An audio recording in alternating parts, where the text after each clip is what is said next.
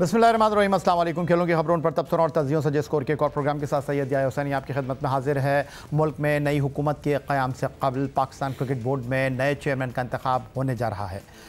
PTI हुकूमत के खात्मे के बाद पहले नजम अजीज सेठी और फिर चौधरी ज़का अशरफ अबूरी मैनेजमेंट कमेटी के सरबराह की हैसियत से काम कर रहे थे, लेकिन हाल ही में निगरां हुकूमत ने PCB में जल्द से जल्द इलेक्शन कराने की हिदायत दी, जिसके बाद निगरां वज़ीर आज़म अनवारुल हक काकड़ ने निगरां वज़ीर आला पंजाब मोहसिन रज़ा नकवी को अपने सवाबदीदी इख्तियार को इस्तेमाल करते हुए गवर्निंग बोर्ड का मेंबर नामज़द किया और फिर गवर्निंग बोर्ड की तश्कील भी दे दी गई। गवर्निंग बोर्ड में मोहसिन रज़ा नकवी और मुस्तफ़ा रमदे पैटर्न के नामज़द करदा उम्मीदवार हैं। इसके अलावा रीजन्स और डिपार्टमेंट्स के चार नुमाइंदे शामिल हैं। गवर्निंग बोर्ड में आज़ाद जम्मू कश्मीर, डेरा मुराद जमाली, लाड़काना और भावलपुर के रीजन्स शामिल हैं और डिपार्टमेंट की जानिब से सुई नादन गैस, स्टेट बैंक, गनी गिलास और पाकिस्तान टेलीविज़न को नुमाइंदगी मिली है। इलेक्शन कमिश्नर PCB शाह कावर ने बोर्ड ऑफ गवर्नर्स का खुसूसी इजलास 6 फरवरी को तलब कर रखा है। बोर्ड ऑफ गवर्नर्स की मीटिंग में चेयरमैन PCB का इंतखाब अमल में लाया जाएगा। ज़राए के मुताबिक निगरां वज़ीर आला Punjab Mohsin Raza Naqvi chairman Pakistan cricket board बनने के मजबूत उम्मीदवार हैं। गवर्निंग बोर्ड का इजलास PCB 2014 के आइन के तहत होगा। नए चेयरमैन का इंतखाब 3 साल के लिए होगा, लेकिन मुल्क में 8 फरवरी को आम इंतखाबात हैं और पाकिस्तान में रवायत रही है कि हुकूमत में आने वाली जमात अपने पसंदीदा शख्स को क्रिकेट बोर्ड का सरबराह बनाती है। पाकिस्तान क्रिकेट बोर्ड में होने वाले हालिया इंतखाबात और पाकिस्तान क्रिकेट बोर्ड के दीगर उमूर पर गुफ्तगू करने के लिए आज स्टूडियो में हमने मदू किया है वनडे क्रिकेट में पहली हैट्रिक बनाने वाले पाकिस्तान के टेस्ट ऑलराउंडर और क्वालिफाइड कोच जलालुद्दीन को। खुशामदीद कहेंगे शो में आपको जलाल। और पाकिस्तान क्रिकेट बोर्ड में जो मामलात इस वक्त हो रहे हैं, सबसे पहले उस पर गुफ्तगू कर लेते हैं।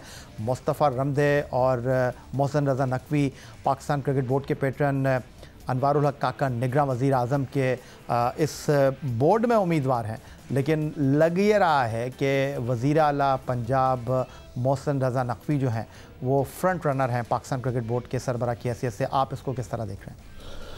तो बिल्कुल सही आपने तज्ज़िया किया है और जाहिर है कि मोहसिन नकवी साहब को जब लाया गया है as a member of the governing board तो वो ऑब्वियस चॉइस होंगे, क्योंकि हमने पहले भी ये देखते रहे इलेक्शन तो एक जस्ट फॉर्मेलिटी होता है, नॉमिनेटी होता है इसमें, और जब इलेक्शन होंगे तो आप देख लीजिएगा मोहसिन हसन नकवी साहब ही चेयरमैन बनेंगे और ये क्राइटेरिया हमेशा से चलता आ रहा है, आज पहली दफ़ा नहीं है। मगर इसके अलावा मैं एक बात देख रहा हूँ, जो बोर्ड ऑफ गवर्नर्स बने एसोसिएशन, जो 2 बड़ी एसोसिएशन है कराची एंड लाहौर, उसका तो कोई नुमाइंदा ही नहीं है। तो ये तो एक तरह से मजाक है, क्योंकि ये जो स्ट्रक्चर था ये तो दोबारा शुरू हुआ है और उसमें हमेशा बड़ी सिटी से शुरू होना चाहिए था। ये कोई अब इस वक्त एक तो एक तरीका ही गलत है कि वो रोटेशनल बेसिस की ज़रूरत ही नहीं थी, और फिर जो डिपार्टमेंट खेले ये कभी पहले इनके कोई नुमाइंदे थे नहीं। तो जो बोर्ड है वो बड़ा वीक बना है और वैसे भी तो बोर्ड जो होता है वो जनरली जो कहा जाता है वही करते हैं।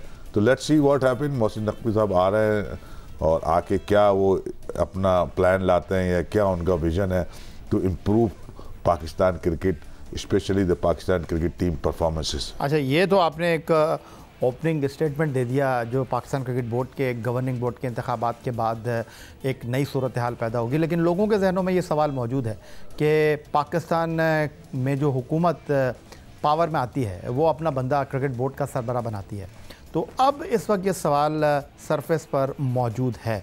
जो निगरां वज़ीर आला पंजाब हैं मोहसिन रज़ा नकवी, उनके पाकिस्तान मुस्लिम लीग नून हो या पाकिस्तान पीपल्स पार्टी, उन दोनों के जो सरबराह हैं उनके साथ अच्छे मरासिम हैं। तो एक आम तासुर ये है कि ये जो मोहसिन रज़ा नकवी का इंतखाब है वो अगले 3 साल के लिए होगा और बरसर इख्तिदार कोई भी सियासी जमात आती है, मोहसिन रज़ा नकवी अपनी जगह कायम और दायम रहेंगे। इत्तेफाक करते हैं आप इस बात से? एग्जैक्टली, क्योंकि ये सब चीज़ें सोच के ही इनका नाम दिया गया है और जब एक दफ़ा चेयरमैन अपॉइंट हो जाते हैं या इलेक्ट हो जाते हैं तो उसके बाद फिर 3 साल का टेन्योर उनका चलता है। तो ये अंडरस्टैंडिंग भी हुई है और जैसे आपने ख़ुद भी कहा कि जो नई गवर्नमेंट कोई आती भी है तो उनसे भी इनके रिलेशन अच्छे हैं। तो ये बज़ाहिर कन्फर्म है कि अब जो इलेक्शन होंगे उसमें इलेक्शन से मुराद जो क्रिकेट बोर्ड के इलेक्शन होंगे उसका जो चेयरमैन होगा वो नेक्स्ट 3 इयर्स रहना चाहिए और रहेगा।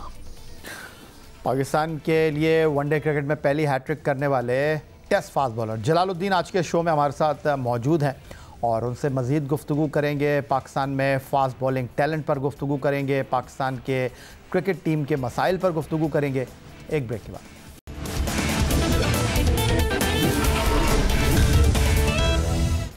Test fast bowler Wahab Riaz की सरबराही में काम करने वाली कौमी सिलेक्शन कमेटी ने दौरा ऑस्ट्रेलिया और न्यूजीलैंड के लिए जिस कौमी टीम का ऐलान किया था उसमें डोमेस्टिक क्रिकेट परफॉर्मेंस को अहमियत देते हुए टेस्ट और T20 स्क्वाड का हिस्सा बनाया गया था। टेस्ट स्क्वाड में कायद-ए-आज़म ट्रॉफी के टॉप विकेट के फास्ट बॉलर खुर्रम शहजाद, बाएं हाथ से फास्ट बॉलिंग करने वाले मीर हमदा और ऑलराउंडर आमिर जमाल जगह बनाने में कामयाब रहे थे। T20 स्क्वाड में पाकिस्तान सुपर लीग सीजन 7 के top wicket taker Abbas Afridi को 1 साल बाद कौमी टीम में जगह मिली, लेकिन दूसरी जानिब ऑस्ट्रेलिया के खिलाफ डेब्यू करने वाले खुर्रम शहजाद जिन्होंने 5 विकेटें भी हासिल की, वो इंजरी का शिकार होकर सीरीज़ से बाहर हो गए। अब्बास आफरीदी भी न्यूजीलैंड के खिलाफ सीरीज़ में इंजरी मसाइल का शिकार रहे और तीसरा T20 न खेल सके। मसाइल सिर्फ इन नौजवान फास्ट बॉलर के साथ दिखाई नहीं दे रहे। भारत में होने वाले वर्ल्ड कप 2023 से कबल पाकिस्तान के अहम बॉलर नसीम शाह भी कंधे की इंजरी की वजह से तवील अरसे तक क्रिकेट से दूर रहे। PSL 7 में अपनी परफॉर्मेंस से कौमी टीम में जगह बनाने वाले फास्ट बॉलर एहसानुल्लाह भी कोहनी की तकलीफ के बायस क्रिकेट के मैदानों का रुख ना कर सके। फास्ट बॉलर मोहम्मद हसनैन के साथ भी फिटनेस मसाइल रहे हैं। तो जलालुद्दीन, आप किस तरह देख रहे हैं पाकिस्तान क्रिकेट में ये जो उभरते हुए तेज़ बॉलर आ रहे हैं, डोमेस्टिक क्रिकेट के परफॉर्मर आ रहे हैं और ख़ास तौर पर दौरा ऑस्ट्रेलिया और न्यूजीलैंड में हमने देखा कि हमारे खिलाड़ी वहाँ पर जिस फुर्ती के साथ अनफिट हो रहे थे उसकी मिसाल कम ही मिलती है। जी हाँ, उसके कई रीज़न हो सकते हैं। पहली रीज़न तो जो मैं समझता हूँ, जो ऑस्ट्रेलिया ख़ास तौर से जहाँ पे पिचेस वेरी हार्ड होते हैं, ग्राउंड भी हार्ड होते हैं, वहाँ पे और सीरीज़ भी टफ थी, अपोनेंट्स भी स्ट्रॉन्ग था, एफर्ट्स भी ज़्यादा डालनी थी, वहाँ पे चीज़ें एक्सपोज हो जाती हैं अगर आप फुली उस कंडीशन में फ़िट नहीं है। एक तो बड़ी वजह ये थी। दूसरे, ओवरऑल जो हमारा प्ले डेवलप हो रहा है शुरू से आखिर तक, तो जो फिटनेस का सबसे जो एलिमेंट है, जो अब दुनिया में सबसे अहम समझा जाता है, हमारा काम वो अंडर 19 के बाद से शुरू होता है। तो हम जो चीज़ें पहले छोड़ आते हैं 16 और 14 वाली एज में, जो चीज़ फ्लेक्सिबिलिटी वगैरह जो वहाँ डेवलप होनी थी या मसल को स्ट्रॉन्ग करना था, उस लेवल से वो माइनस हो जाता है। तो जब आप इंटरनेशनल क्रिकेट में आ जाते हैं तो ऑन एंड ऑफ आपने खुद ही इतने सारे नाम ले दिए कि वो अनफिट हैं। तो उसकी बड़ी वजह यही है कि जब कॉम्पिटिटिव क्रिकेट, प्रोफेशनल क्रिकेट में आते हैं तो जो चीज़ें लैक कर रहे हो ना एज ए फिटनेस, वो चीज़ें आके सामने आती हैं और ज़्यादातर इंजरीज हो जाती है। मगर इंजरी एक पार्ट ऑफ द गेम, मगर जिस नंबर से हो रही है, जिस तेज़ी से हमारे बॉलर को हो रही है, तो इसमें लगता यह है कि पीछे जो हमारी ट्रेनिंग अर्ली एज में होनी चाहिए थी वो नहीं हुई है, जिसकी वजह से जो बॉलर है ज़्यादा अनफिट होते हैं, ये मैं कहूँगा। आपने बड़ी अच्छी बात की कि फ़िटनेस जो है वो पार्ट एंड पार्सल है खेल के हिसाब से, और खिलाड़ी जब खेलेगा, जोर लगाएगा, तो वो फिटनेस मसाइल से दो चार भी होगा। बट मैं आपसे ये जानना चाहता हूँ कि ये जो हमारे फास्ट बॉलर आ रहे हैं डोमेस्टिक क्रिकेट में, जो 2-2 महीने खेल के आ रहे हैं, उनका अनफिट हो जाना, इसका मतलब ये है कि ये जो आपकी डोमेस्टिक क्रिकेट है उसके अंदर क्या थका देने वाली क्रिकेट नहीं है, या इंटरनेशनल क्रिकेट का स्टैंडर्ड जो है वो बहुत ज़्यादा डिमांड कर रहा है? डेफिनेटली जो हमारी डोमेस्टिक क्रिकेट है उसका स्टैंडर्ड और इंटरनेशनल क्रिकेट का, तो मैं कहता हूँ बहुत बड़ा फ़र्क है। और डोमेस्टिक क्रिकेट में जो हमारी क्रिकेट ओवरऑल स्टैंडर्ड, चाहे फिटनेस ले लें या ओवरऑल स्किल का ले लें या एक अप्रोच, एटीट्यूड, वो टोटली डिफरेंट है। तो इसीलिए बाज़ दफ़ा हम यही कहते हैं कि जो खाली डोमेस्टिक परफॉर्मेंस पे ही सिलेक्शन नहीं होनी चाहिए, डोमेस्टिक परफॉर्मेंस को कंसिडर करें, मगर साथ साथ दूसरे एलिमेंट को भी देखें। वो तभी पता चलता है जब आप मैचेस को देख रहे होते हैं ग्राउंड में बैठ के एज ए सेलेक्टर या एज ए कैप्टन, तो आप जज कर सकते हैं कि एक प्लेयर जो डोमेस्टिक में परफॉर्मेंस कर रहा है, क्या वो इंटरनेशनल मटेरियल है या नहीं है। ये भी एक बड़ा इंपॉर्टेंट होता है सिलेक्शन में। मगर जो लोग एक्स्ट्राऑर्डिनरी परफॉर्मेंस किए होते हैं डोमेस्टिक में, वो डिज़र्व करते हैं चांस, मगर उसके नीचे वाले को आपको हर चीज़ देखनी होती है अगर उसको आप अपॉर्चुनिटी दे रहे हैं। तो मैं यही कहूँगा कि जो डोमेस्टिक और इंटरनेशनल में बहुत बड़ा फ़र्क है, और हर लिहाज से वो फ़र्क है, चाहे वो फिटनेस पे चले जाएं या वो आप स्किल पे चले जाएं। तो जलालुद्दीन, अगर मैं आपसे ये जानने की कोशिश करूँ कि क्या आप इत्तेफाक करते हैं इस बात से, वहाब रियाज हो गए बतौर chief selector, Mohammad Hafeez director cricket, वो सही डायरेक्शन में है, या आपको लगता है कि नहीं अभी टू अर्ली होगा ये सब कुछ कहना, ये कब सब कुछ सुनना, उनका सिलेक्शन, उनका खिलाड़ियों को परखने का अंदाज़, या आपको लगता है कि नहीं सारा मसला खिलाड़ियों का ही है? नहीं, हर एक की अपनी अपनी रिस्पॉन्सिबिलिटी, अपना रोल है। तो प्लेयर की जो रिस्पॉन्सिबिलिटी है उसकी अपनी भी रिस्पॉन्सिबिलिटी है, वो अपने आप को फिट रखे, परफॉर्म करे, टीम का पार्ट बने, टीम के लिए खेले और साथ साथ टीम के लिए परफॉर्मेंस करे। इंडिविजुअल परफॉर्मेंस से ज़्यादा उसका रोल ऐसा हो कि जब वो परफॉर्म करे टीम को फ़ायदा हो। तो ये तो उसका रोल है प्लेयर का। जो सिलेक्शन कमेटी है उनका सबसे बड़ा रोल ये है कि पहले तो वो ऑनेस्टी से सिलेक्शन करें। उस ऑनेस्टी के लिए पहले आपको पॉलिसी बनानी है, आप एक क्लैरिटी देनी है। अभी तक हमारे यहाँ क्लैरिटी नहीं है कौन खेलेगा और किस वजह से खेलेगा। वो बहुत इंपॉर्टेंट चीज़ है। अगर ये क्लैरिटी दे देते हैं और उस पर अमल भी करते हैं, क्योंकि कहने से और अमल करने में बड़ा फ़र्क होता है, तो कम से कम बहुत सी चीज़ें आपकी स्ट्रेट हो जाएंगी। सारी तो नहीं होती, उसमें फिर भी 5-10% आपका ओपिनियन और आपकी लाइकिंग डिसलाइकिंग भी चलती है, वो जायज़ है। मगर आप कम से कम 80-90% को स्ट्रेट कर दें और एक क्लैरिटी दे दें और एक बात पे बता दें कि आपने कैसे किस लेवल की परफॉर्मेंस करनी है तो आप इंटरनेशनल क्रिकेट खेलेंगे और पाकिस्तान को रिप्रेजेंट करेंगे। अभी तक ज़रूर उन्होंने डोमेस्टिक परफॉर्मेंस को थोड़ा कंसिडर किया, जो कि मैं समझता हूँ अच्छी बात है, मगर इसके साथ साथ ये ज़रूर कंसिडर करना है कि ये मटेरियल इंटरनेशनल है या नहीं है। तो अगर क्लैरिटी मिल जाए, प्लेयरों को भी पता हो और उस पर अमल हो, तो इससे अच्छी क्या बात हो सकती है। अच्छा, ये जो आपने बात की है कि डोमेस्टिक क्रिकेट के परफॉर्मर को मौका दिया है, ये अच्छा अमल है और इसको सराहना चाहिए। लेकिन हमने ऑस्ट्रेलिया तो कहें कि वहाँ टेस्ट सीरीज़ में डिलीवर करते नज़र आए। जिन लोगों को आपने मौका दिया, आमिर जमाल हो गए, वो फाइंड कह सकते हैं ऑस्ट्रेलिया के दौरे की। खुर्रम शहजाद ने पर्थ में अच्छा बॉल किया, अनलकी रहे, अनफिट हो गए। बट बिल्कुल ड्रास्टिक चेंज हमने देखा न्यूजीलैंड के दौरे में, जहां डोमेस्टिक परफॉर्मर जिनको हम अपनी बेंच स्ट्रेंथ कह रहे थे, जिनके ऊपर हम बैंक कर रहे थे, साइम अयूब डिलीवर नहीं कर सके, आज़म खान डिलीवर नहीं कर सके। अच्छी शुरुआत की अब्बास आफरीदी ने, बट वो फिटनेस मसाइल से दो चार हुए।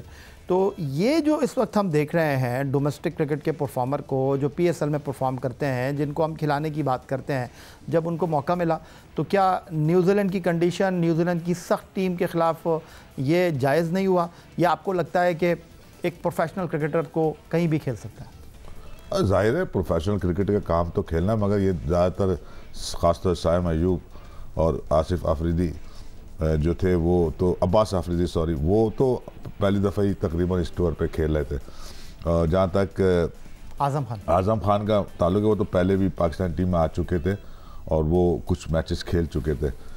देखें, एक तो ये फॉर्मेट डिफरेंट था, इसमें अर्ली आपको रिस्क लेना होता है एज ए बैट्समैन ख़ास तौर से, और बॉलर के लिए हमेशा T20 क्रिकेट डिफ़िकल्ट है। मगर अगर आप अब यहाँ विजडम चलेगी सिलेक्शन कमेटी की, कोच की, टीम मैनेजमेंट की, कि आउट होना इज़ ए डिफरेंट थिंग और प्लेयर का अपना कैलिबर को देखना, परफॉर्मेंस उसकी रिक्वायरमेंट होती है, मगर बाद दफ़ा अर्ली परफॉर्मेंस नहीं कर पाता। अगर आप में विजडम है और आप समझते हैं कि ये प्लेयर आगे चल के परफॉर्म करेगा, तो उसको अपॉर्चुनिटी उसी हिसाब से दी जाती है। खाली हमने ज़्यादातर मैंने देखा है जिन लोगों को आप पसंद नहीं कर रहे होते, आप खिला के दुआ ये कर रहे होते हैं कि यार ये परफॉर्म ना कर दे। ये मैंने खुद देखा हुआ है, मुझे पता है इस बात का, मैं खुद भी पाकिस्तान टीम में रहा हूँ। तो ये वाला जो नेगेटिव एटीट्यूड है, चाहे वो टीम मैनेजमेंट के साथ हो, चाहे वो टीम के कप्तान का हो या सेलेक्टर का हो, इससे हटना है। आपने फेयर चांस देना है, अगर वो अच्छा करता है इज़ गुड। इवन दैन अगर आपने समझा कि ये अपॉर्चुनिटी इसको कम मिली है, आप और उसको अटैम्प्ट कर सकते हैं, अगर आपकी विजडम ये कह रही है कि ये can be a good player in international cricket. मैं साइम अयूब के लिए एटलीस्ट कह सकता हूँ, ख़ासतौर से T20 क्रिकेट के लिए तो ज़रूर कह सकता हूँ कि he is a international material. ठीक है, मुश्किल कंडीशन में खेले थे, अच्छी टीम थी, कंडीशन जो पिच की कंडीशन थी वो भी इतनी आसान नहीं थी, तो उसको कोई ऐसे अपॉर्चुनिटी भी मिले जहाँ थोड़ी सी आइडियल कंडीशन हो परफॉर्म करने की, तो कर सकता है। आज़म पहले भी ट्राइड है, उनका एक बड़ा इशू तो हमेशा से फिटनेस का ही रहा है और वो कोई भी उसको एक्सेप्ट नहीं करता। और अब्बास आफरीदी ने तो अच्छी बॉलिंग की है, मैं कहता हूँ उन्होंने। लेकिन जलालुद्दीन, अगर मैं आपसे ये जानने की कोशिश करूं और ये पूछना चाहूं कि ये जो सिलेक्शन हुई है उसके बाद एक चीज़ जो वाज़े तौर पर हमको दिखाई दे रही है कि जनाब आपने अपनी बेंच स्ट्रेंथ को मौका दिया, लेकिन वो सही मानों में अपने आप को प्रेजेंट नहीं कर सके, तो इत्तेफाक करेंगे इस बात से? कुछ ने तो किया ना, जैसे आपने खुद भी लिया, आमिर का नाम लिया, और हुर्रम ने किया, मीर हमजा लेटली आके उन्होंने भी बड़ी अच्छी बॉलिंग की। तो ये तो हम नहीं कह सकते कि उन्होंने डिलीवर नहीं किया। अब सारे के सारे तो डिलीवर नहीं करते, और ज़ाहिर है शुरू में जब आप किसी जगह खेलते हो मुश्किल कंडीशन में खेलते हैं। ये जो जिन्होंने परफॉर्म किया वो ज़्यादातर बॉलर थे, बॉलर के लिए वो कंडीशन अच्छी थी, मगर बैटिंग के लिए वो दोनों सीरीज़ में ना मुश्किल थे वो कंडीशंस। तो ये भी आपको कंसिडर करना है। मैं बार बार ये कह रहा हूँ कि यहाँ विजडम काम करेगी। अब आपकी अपना वो क्रिकेट एक्सपीरियंस काम करेगा, वो आपकी नॉलेज ऑफ द गेम काम करेगी कि जो प्लेयरों को हमने खिलाया है, जब आप किसी को खिलाते हैं तो ये समझ के खिलाते हैं कि ये इस काबिल है। अब वो उसको अपॉर्चुनिटी देने के बाद आउट होने की वजह क्या था, क्या और आगे किसी स्टेज पे ये परफॉर्म कर सकता है, अब ये सारा काम उन लोगों का है जो अब रोल प्ले करते हैं सिलेक्शन, पर्सनल ना हो। और आप ओवरऑल क्रिकेट को देखते हुए, उस कंडीशन को देखते हुए देखें, अगर ये अपॉर्चुनिटी इनको दी जाए तो दोबारा परफॉर्म कर सकते हैं। तो ये उनकी अपनी एक ओपिनियन पर कायम करेगा। अच्छा, 1 बाय 1 एक दो चीज़ें आपके साथ डिस्कस करना चाहूँगा। ख़ासतौर पर पहले ये जानना चाहूँगा, ये जो ओपनिंग स्लॉट था मोहम्मद रिजवान और बाबर आजम का, जिसने बड़ी परफॉर्मेंस दी, जिसने बड़ी उम्दा कारकर्दगी का इस फॉर्मेट में मुजाहरा किया, लेकिन हफीज़ को उनके ऊपर एतमाद नहीं था। उन्होंने साया मयूब से इनिंग का आगाज़ कराने का फ़ैसला किया। बाबर आजम से गुजारिश की गई कि वो नंबर 3 पर खेले, उन्होंने इस बात को एक्सेप्ट किया। लेकिन हुआ ये कि during this series Mohammad Rizwan आकर ये कहते हैं कि जी टीम मैनेजमेंट को इस जोड़ी को हिलाना नहीं चाहिए था। अब ये तो देखें उनकी ओपिनियन हो सकती है। ये टीम मैनेजमेंट ने जो भी थोड़ी बहुत शफलिंग की, मैं समझता हूँ ये बुरी नहीं थी, इसमें कोई हर्ज नहीं था, क्योंकि बाबर आजम 1 डाउन पे भी उतने यूज़फुल प्लेयर हो सकते थे। और जो साइम अयूब थे, जो उनका वे ऑफ बैटिंग है वो बड़ा सूट करता है एज ए ओपनर्स, ख़ास तौर से T20 क्रिकेट में। तो मैं समझता हूँ जो भी ये एडजस्टमेंट की गई थी, ये एडजस्टमेंट मेरी ज़ाती राय में इज़ गुड, और बाबर आजम ने एक्सेप्ट किया, वो भी अच्छा हुआ। जहाँ तक रिजवान की बात आपने की है, तो उनकी अपनी ओपिनियन तो किसी की भी कुछ हो सकती है, मगर जो फैक्ट्स हैं वो फैक्ट्स यही है कि साइम अयूब को ओपन कराना वाज ए गुड थिंग। नहीं चला, फेल हो गया या वो परफॉर्म नहीं कर सके उस तरह, मगर he is capable to perform at top level. तो मैं समझता हूँ गुड चेंज था। और जब आप कोई डिसीजन लेते हैं तो उसके पीछे कोई ना कोई बेसिस होती है। बाज़ दफ़ा आपका डिसीजन कामयाब होता है, बाज़ दफ़ा नहीं होती। अगर आपकी बेस स्ट्रॉन्ग है तो आप जस्टिफाई कर सकते हैं कि हमने इसको ओपन क्यों खिलाया था या बाबर आजम को 1 डाउन क्यों किया था। उसके पीछे आपके पास ग्राउंड्स होने चाहिए, बेस होनी चाहिए। जिसने भी ये लिया है उसके पास ग्राउंड है, तो आप जस्टिफाई कर सकते हैं इवन साइम अयूब को कि हमने क्यों ओपन कराया था। और वो बेसिस अगर आपकी अच्छी है तो इसमें कोई हर्ज नहीं है। आपका डिसीजन फेल हो गया तो कोई बुरी बात नहीं है। यही आज का हमारा प्रोग्राम था टेस्ट फास्ट बॉलर जलालुद्दीन के साथ। आप हमें ईमेल कर सकते हैं, अपनी राय से आगाह कर सकते हैं, ट्विटर पर हमें फॉलो कर सकते हैं। हमारा ईमेल एड्रेस score@jio.tv। इस दुआ, इस उम्मीद, इस तवक्को के साथ कि पाकिस्तान में खेल और खिलाड़ी तरक्की करते रहें, सैयद याहिया हुसैन को स्कोर की पूरी टीम के साथ अगले प्रोग्राम तक के लिए इजाज़त दीजिए। अल्लाह हाफ़िज़।